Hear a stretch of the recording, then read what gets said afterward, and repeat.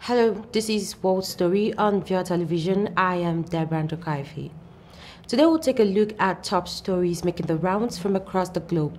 Our major headlines in the week under review includes a United Nations helicopter came under heavy fire in eastern Congo, bringing the mission to suspend flights in the conflict-riddled region, while Somalian government forces are beginning to respond to an attack on a house in the northern Mogadishu district of Abidias, which killed 10 civilians.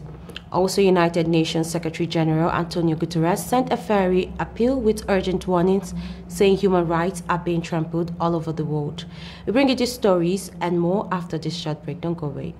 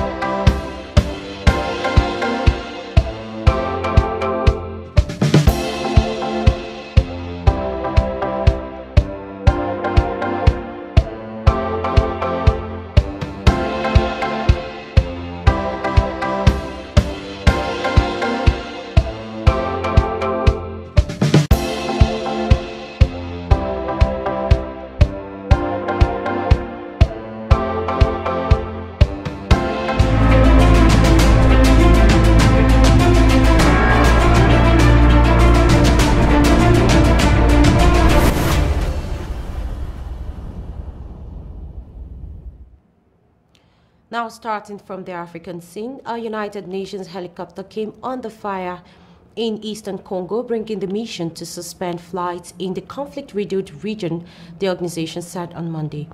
A helicopter returning from Walikale to the regional capital, Goma, in North Kivu province, came under attack for 10 minutes last week but was able to land safely in Goma with all 3 crew and 10 passengers unharmed, said a statement by the United Nations World Food Programme. Flights have been suspended on specific routes in the region until the security situation can be reassessed, said the United Nations. The helicopters delivered assistance to some of Congo's most remote areas, which would otherwise be inaccessible because of poor roads or insecurity. Meanwhile, no group has claimed responsibility for the attack, but this is the second time the month that United Nations mission's helicopter came under fire in North Kivu province. The previous incident killed a South African peacekeeper and injured another. The United Nations Security Council said the deliberate targeting of peacekeepers could constitute war crimes. And the body of Burkina Faso's revolutionary and charismatic leader, Thomas Sankara, has been reburied alongside 12 comrades at the spot of the assassination nearly 30 years ago. Now, soldiers and community leaders paid tribute during a ceremony at the site in the capital, Ouagadougou, which has since become a memorial for the former leader, featuring a life-size statue of him pumping his fist in the air. All the coffins were draped in Burkina Faso's flag with a photo beside them, and Sankara came to power in August 1983 as an army captain after he and former President Blaise Compaoré led a leftist coup that overthrew a moderate military faction. He was a fiery Marxist-Leninist who blasted the West for neo-colonialism and hypocrisy. He changed the country's name from the colonial era Upper Volta to Burkina Faso, the land of honest men, and pushed through a range of reforms, including promoting vaccination and banning female genital mutilation. Somalian government forces are beginning to respond to attack on a house in the northern Mogadishu district of Abidias, which killed 10 civilians.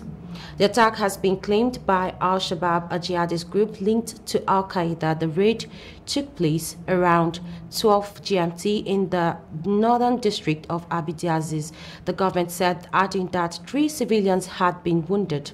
In recent months, the Somali army and local clan military have retaken chunks of territory from the militant in an operation backed by United States airstrikes and had an African Union force known as ATMIS, but Al-Shabaab, which has been fighting the government since 2007, still control parts of the countryside from where they have carried out numerous retaliatory attacks both in Somalia and neighboring countries.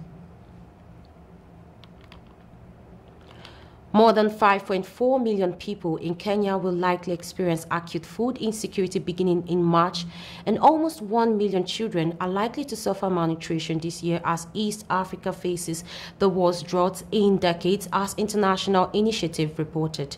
The analysis by the Integrated Food Security Phase classification predicted an increase in the 4.4 million Kenyans currently facing high levels of food insecurity in a country with a population of about 47.5 million.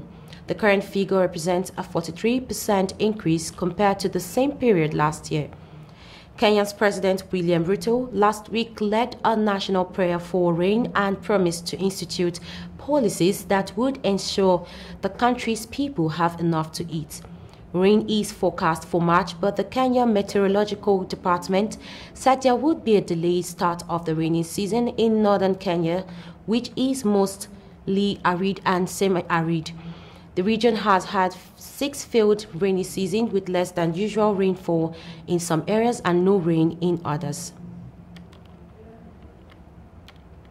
At least 2 people have been killed and more than 50 trapped after a coal mine collapsed in Aksa League in northern China's Inner Mongolia Autonomous Region, according to the state media. The accident happened on Wednesday afternoon, and a preliminary investigation showed that more than 50 people were trapped under the mine, state news agency Xinhua said. Rescuers brought out 3 people, 2 whom showed no signs of life. Other state media reports gave the total number of missing at 57 and said vehicles were also burned following the collapse. State broadcaster CCTV reported that a collapse had occurred over a wide area of a shaft operated by the Zijin Coal Mining Company. United Nations Secretary-General Antonio Guterres has sent a fiery appeal with urgent warnings, saying human rights are being trampled all over the world. Guterres opened this session of the United Nations Human Rights Council with the appeal on Monday in Geneva. Guterres called for the world to confront this, and he appealed to both governments and citizens to revitalize and implement the declaration. He said poverty and hunger are growing, social cohesion and trust are weakening as the gap between rich and poor widens. According to him, court challenges against climate-wrecking corporation is an important step and condemned fossil fuel producers and their financial backers.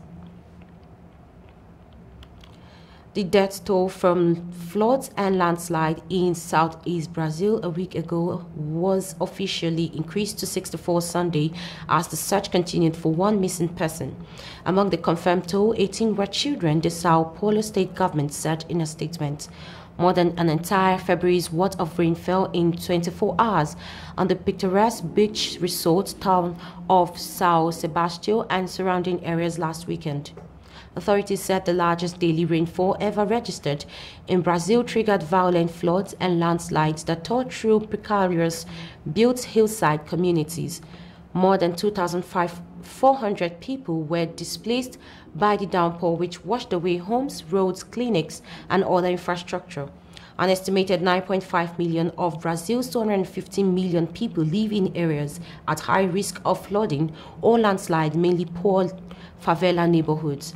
Now, the South American country has been hit by a series of deadly weather disasters in recent years, which experts say are likely being made worse by climate change.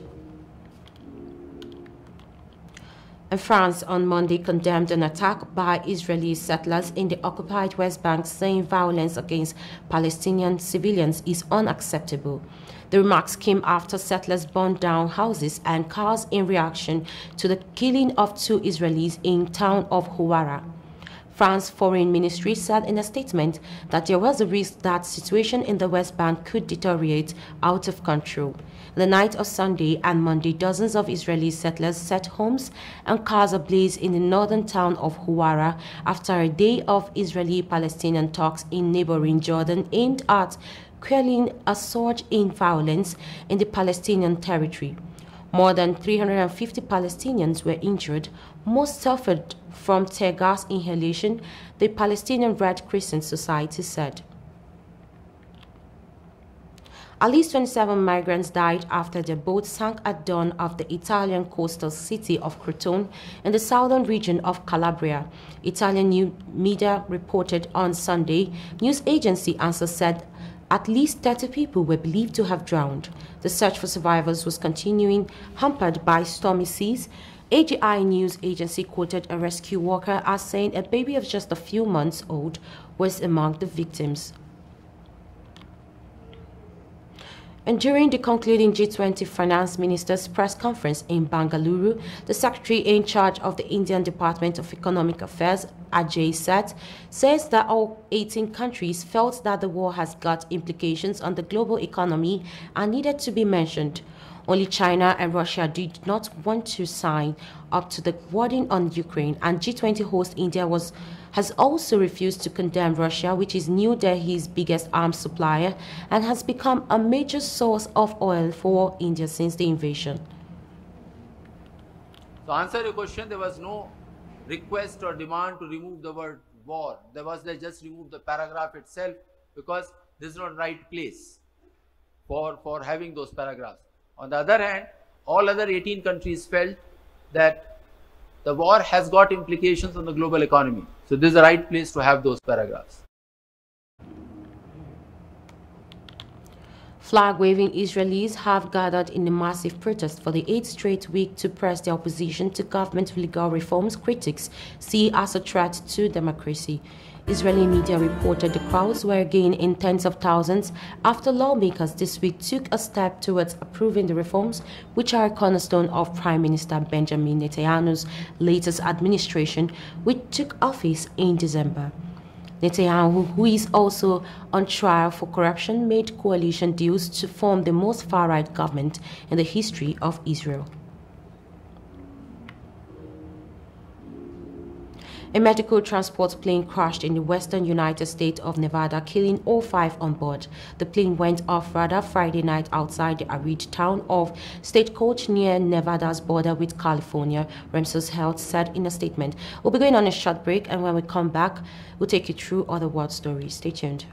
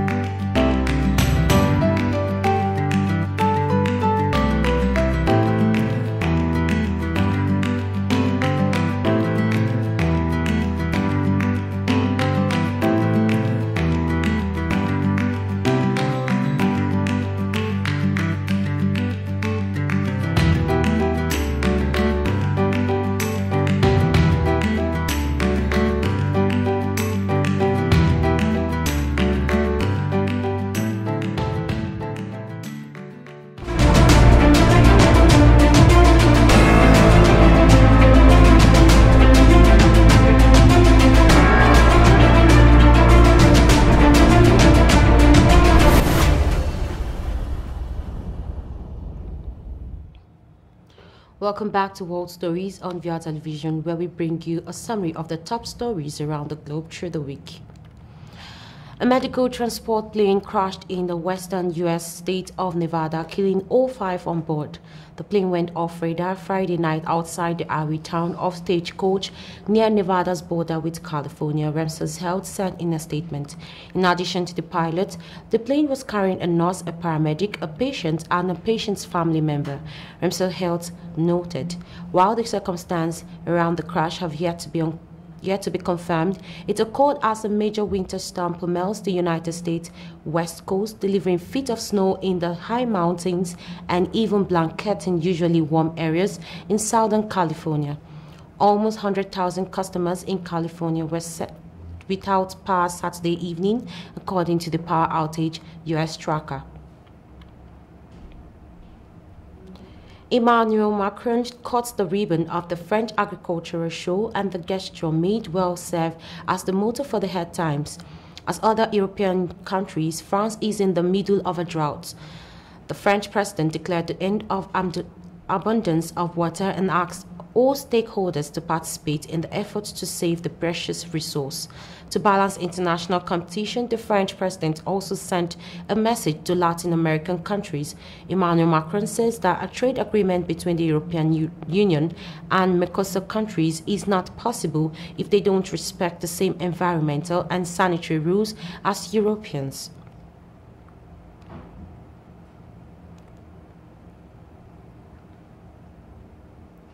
Au Conseil d'État un décret pour mieux réutiliser les eaux usées. On doit mieux utiliser nos eaux, avoir moins de fuites, préserver justement les choses. On doit mettre en place des structures partout sur le territoire pour permettre ces rétentions collinaires, permettre aux agriculteurs de fonctionner. Et la nation a besoin de faire sur l'eau, comme on l'a fait sur l'énergie, une forme de plan de sobriété.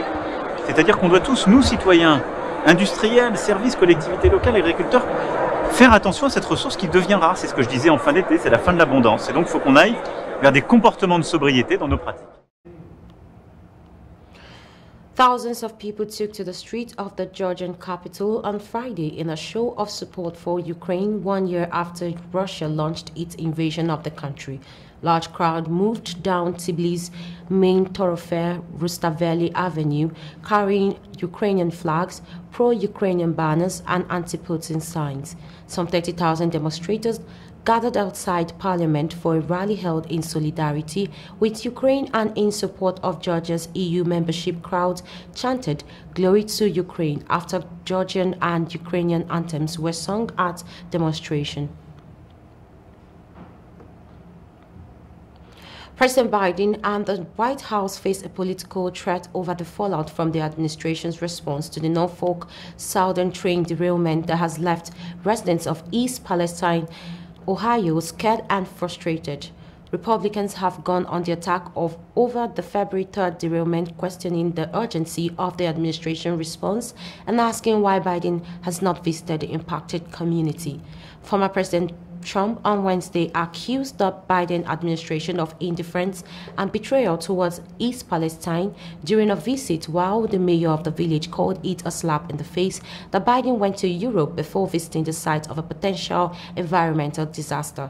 The White House said Biden has not spoken to the mayor and returned from a dramatic trip to Ukraine and Poland to mark the anniversary of Russia's invasion, completing a secretive and complex visit to an active war zone with no U.S. military presence.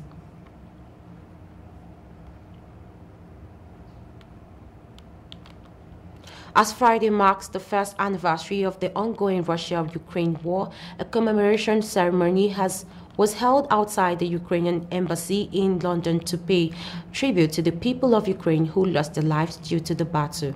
Demonstrators marched following a memorial service in front of the St. Volodymyr statue, holding Ukrainian flags and banners reading "Save Ukrainian Children," "Stop Killing Ukrainians," "Stop Kidnapping Our Children," and "Expel Russia from the United Nations," as well as photographs of the war. Many Christian clergies also participated in the ceremony, where those who lost their lives in the war were remembered, prayers were offered, and hymns were sung. In his speech, Vadim Pristaiko, the Ukrainian ambassador in London thanked all the nations that supported his country in its fight against Russia and said the West now realizes the threat posed by Russia. Japanese Prime Minister Fumio Kishida said he plans to present to other group of 7 countries a set of new ideas for sanctions against Russia over its war on Ukraine when he hosts an online G7 summit later in the day to mark the 1-year anniversary of the start of the invasion. Kishida, as this year's G7 president, told a news conference he also planned to call on other countries to stop providing military support to Russia. Kishida made his remarks just hours before he was to host a teleconference with other G7 leaders and Ukrainian President Volodymyr Zelensky. At this summit, he planned to discuss the latest development in Russia's war on Ukraine, as well as how to support Ukraine's recovery and affirm G7 solidarity for the war-torn country. Kishida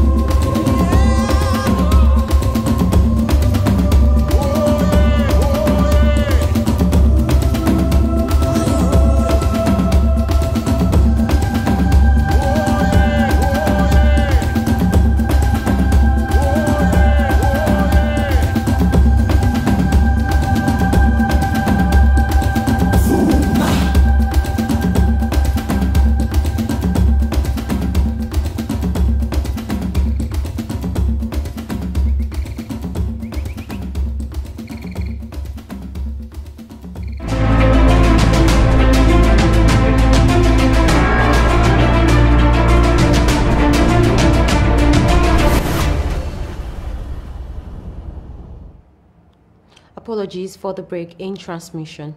The EU will purchase military supplies for Ukraine by joint procurement, the President of the European Commission said. Ursula Leyen was speaking at a joint press conference with NATO Secretary General Jens Stoltenberg and Estonian Premier Kaja Kallas in Tallinn, Estonia. The leaders participated in a series of events celebrating the 105th anniversary of Estonia's declaration of independence and the first anniversary of Russia's war in Ukraine. It was originally Kallas who suggested 2 weeks ago at the EU Leaders Summit to set up a joint procurement system for purchasing arms for Ukraine. In a similar way, the bloc supported the development of COVID-19 vaccines and secured the supply of jobs. She said Russia is sliding to become an autarkic economy cut away from the war due to the sanctions the EU and its partner imposed, pledged to maintain the economic and diplomatic pressure on Moscow. NATO Secretary General Jens Stoltenberg and China doesn't have much credibility to act as a mediator for a ceasefire between Ukraine and Russia because it has not been able to condemn the illegal invasion of Ukraine. The top NATO official went on a buttress his reserved assessment, recalling Beijing had signed an agreement with Russia's Vladimir Putin only days before the invasion. For her part, the European Commission President Ursula Leyen, also visiting Tallinn, said China has already taken sides by signing, for example, an unlimited friendship right before the invasion. Chinese state-owned conglomerates trade in sensitive technologies with Russia's defense sector, including companies involved in Russia's ongoing crisis. Because they have not been able to condemn the illegal invasion of Ukraine. And they also signed, just days before the invasion, an agreement between President Xi and President Putin on limitless partnership with Russia. From the start of his brutal war, Putin has failed to achieve a single one of his strategic goals. Instead of dividing the European Union, he finds us united and determined to stand by Ukraine for as long as it takes. The President of the United States of America, Joe Biden, has urged Nigerians to exercise their civic right in voting their preferred candidate in Saturday's presidential election. Biden also lauded the participating political parties and their presidential candidates for signing the peace accord ahead of the 2023 February 25th presidential and National Assembly elections. The United States President, in the statement, reiterated that by signing the pledge, the parties and candidates have committed to accept the result of the election as announced by the Independent National Electoral Commission and to support a peaceful transition of power. Biden's statement, as released by the United States Consulate General, partly reads, "Elections are a fundamental part of a functioning democracy, and all Nigerians deserve this chance to choose their future freely and fairly." Israel's military said it carried out airstrikes against targets linked to Hamas militants in the Gaza Strip in response to a series of rocket fires as earlier at Israeli territory. The Israeli Defense Forces said the airstrike focused on a weapons manufacturing site and a military compound. Israel's air defenses intercepted 5 of the 6 rockets fired from Gaza, with one landing in an open area in southern Israel. The cross-border attacks followed an Israeli raid in the occupied West Bank that killed 11 Palestinians. Israel said it was conducting an operation to detain militants in Nablus and that its forces came under fire, setting off a gun battle. At least 9 Palestinians have been killed and scores wounded in an Israeli army raid in the occupied West Bank city of Nablus, according to the Palestinian Health Ministry. The ministry said on Wednesday that at least 102 people were injured, many of them hit by live ammunition, and listed the condition of 6 as serious. Widespread confrontations broke out soon after the army raided Nablus with dozens of armored vehicles and special forces. The army blocked off all entrances to the city before surrounding a home with 2 wanted Palestinian fighters, Hussam Islam and Mohammed Abdugani, who were both killed. The Israel army said security forces are now operating in the city of Nablus, but did not provide further details. The number of Palestinians killed by Israeli forces since the start of 2023 has now risen to 60 people, including 13 children in the occupied territory.